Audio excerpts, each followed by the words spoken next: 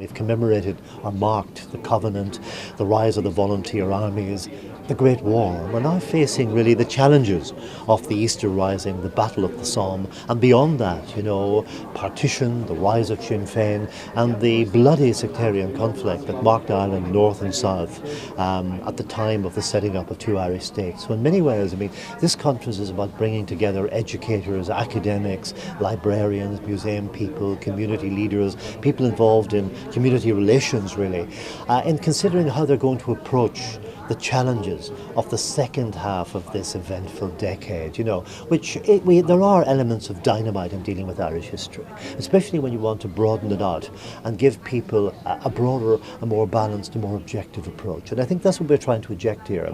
I think civic society, I think museums, community relations people have a duty of care, to add a corrective to how maybe people who have their particular heroes commemorate the past and movements and individuals of the past. We're trying to broaden it out. And I think, in many ways, that's reflected in so many ways. The impact of the 1916 Rising, in many ways, many of its origins were in the north, The IRB was revived in Belfast, Much of it was planned in Belfast. Thomas Clarke, one of its leaders executed, was from Dungannon.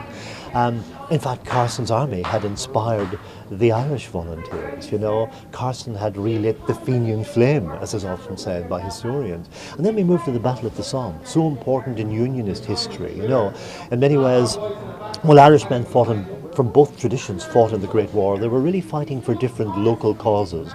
The Redmondites were fighting for home rule for Ireland, and Irish nationalism. The Unionists of the North were fighting for Britain, the Empire, and the safeguarding of Ulster. That's coming through. And yet they died in the same battlefields in the same war, but they returned to a changed Ireland because the Easter Rising had transformed everything. A terrible beauty had been born. The executions had leaked like blood, oozing from under a closed door, converting the mass of Irish nationalists from being moderate home rulers to being ardent republicans seeking an Irish republic. Afterwards comes the rise of Sinn Féin. Of course, the problem had been suspended during the war. From the Home Rule crisis of 1914, it had not been resolved, and so we're back to an Ireland in crisis, on the brink once again, possibly of civil war.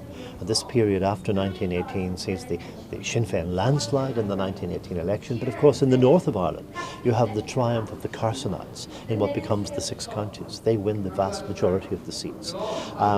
The British coalition government, Lloyd George and Bono Law, have agreed that Ireland must be settled on the basis of partition.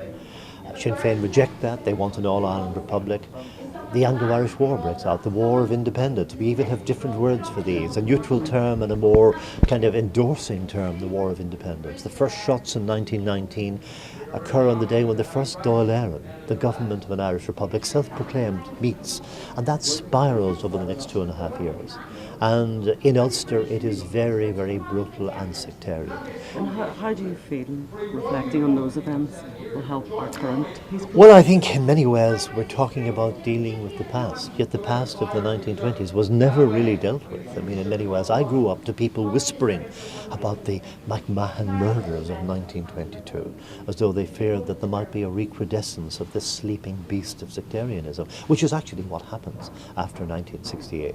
And in many ways we have to draw lessons from it. In those days there was no such thing as post-traumatic stress. People didn't get counselling, and yet so many innocent people died in the Belfast streets when 500 died between 1920 and 1922. People, mainly Catholics, were ejected from their houses and jobs during the birth pangs of the state. So you have all of that going on, coming to terms with that 100 years on. It's impacted on individuals and individual families. It's certainly impacted on mine. Everybody has a story to tell, whether it is from the Belfast interfaces, unchanged really, though more modern housing than the 1920s, or the borders of the new Northern Ireland and the new Free State, the little village of Drummond, County Monaghan, a Presbyterian community isolated by all these events, on the wrong side of the line, or the nationalists of South Armagh, anticipating finding their role in a home rule Ireland or an independent Ireland in many ways. So we're trying to draw lessons from that.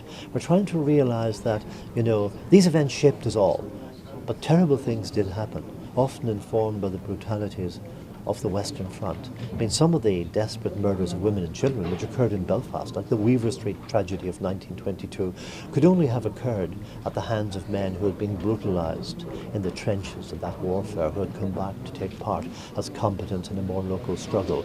Well, we've had all that in the last kind of 25, 30 years, you know. Another 3,500 dead, mainly in this region. We're coming to terms with that. It's causing difficulties every day. It's one step forward and two back. How important is it that the Community Relations Council and others support this work on the ground as we come into 2016? Well, in my view, having been at meetings from about 2010 in the Community Relations Council's headquarters about this, supported by Heritage Lottery, I mean, I'm aware of the lonely but vital furrow they have ploughed since 2011, anticipating the early centenaries and looking to the more controversial ones later on. I mean, bringing out the principles. You know, we must start from the facts. We must bear in mind different interpretations and different narratives. We must, you know, learn from the consequences. I mean, those simple principles have informed a myriad of dialogue, of debates, of lecture programs, of DVDs, of dramas, of musicals, you know, from Garrison and County Fermanagh to the Glens of Antrim and East and West Belfast in this whole period. I mean, I find myself speaking in Dungannon District Council, Fermanagh District Council. I was in Cookstown last week to 200 people who wanted to talk about how they would deal in the new Mid-Ulster area, the new Mid-Ulster Council, with this controversial decade. And of course, people are interested in history when it's linked to their local place. If you can link gigantic events like the Easter Rising, like the Battle of the Somme, like the First Dáil to Dungannon or O'Hochel or Castlewellan, it means so much more to people. And I think we've begun to do that. We've started to do that, really. We've raised an awareness. And one of the things you find is generally, and I find this especially in Protestant working class communities, something that's been coming across from today's session. There's a sense that really there's not the same knowledge perhaps of Irish history that there is in the nationalist community. People will say, people of a certain age, they studied the kings and queens of England, but somehow the events on their own island sort of passed them by, and there's an attempt to rediscover that. And I was really delighted when I went to Crumlin in County Antrim a couple of years ago, where the most important figure was the local Presbyterian minister of the 1920s, a man called the Reverend J.A.H. Irwin, and his claim to fame was, unbeknownst to his congregation, he had toured America with Eamon de Valera and spoke in favour of an Irish Republic. Now, they were aghast at that in Presbyterian Crumlin in the 1920s, although he toughed it out and stayed there a long time. Now he's the most famous man ever come out of the parish. Everybody wants to hear about him. So time is a great healer.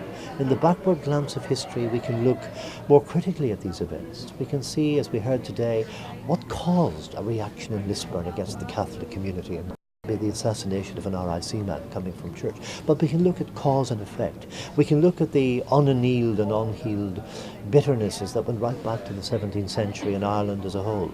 We can try to learn from that in a way, you know.